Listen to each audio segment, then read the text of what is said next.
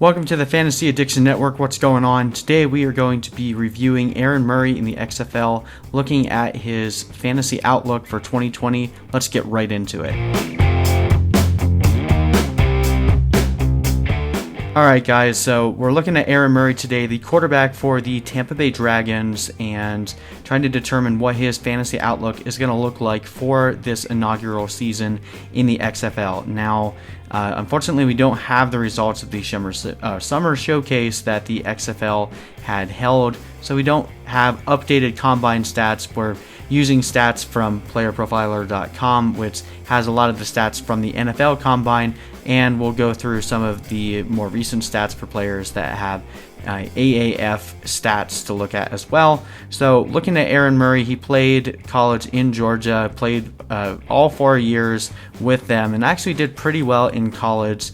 You can see his college yards per attempt was decently high, right around 9-10 most seasons, and in his senior year he had 30,075 yards and 26 touchdowns. Always was right around that 60 to 65% completion range. Again, overall pretty good in college, and never really did too much once he made it to the NFL. Went in the 5th round, and just went the way of a lot of quarterbacks in the NFL, where they just kind of ride the bench for a while. So he was on the bench for Kansas City for a few years and didn't really go anywhere after that until last year. He actually played in the AAF. He played for the Atlanta Legends.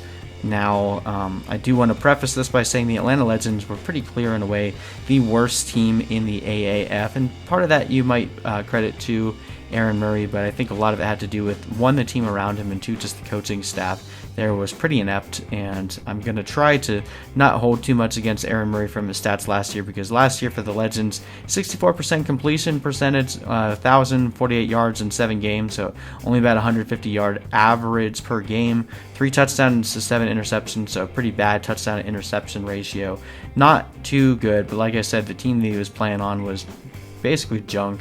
So after not playing in professional football from 2015 to 2019, finally came back and looked a little rusty, but again played on a really bad team. So what does this mean from a profile for the Tampa Bay Vipers? I do think that Aaron Murray definitely has the chance to do well in this offense. Mark Trestman is a really good offensive mind. I think they're going to run a lot of experimental and trick plays, especially using the new roles to their advantage this season. So we should be able to see that Aaron Murray ends up being an okay fantasy asset. Definitely not someone that I would expect to be on the upper tier, but someone that can get it done for you if you choose to draft a quarterback late.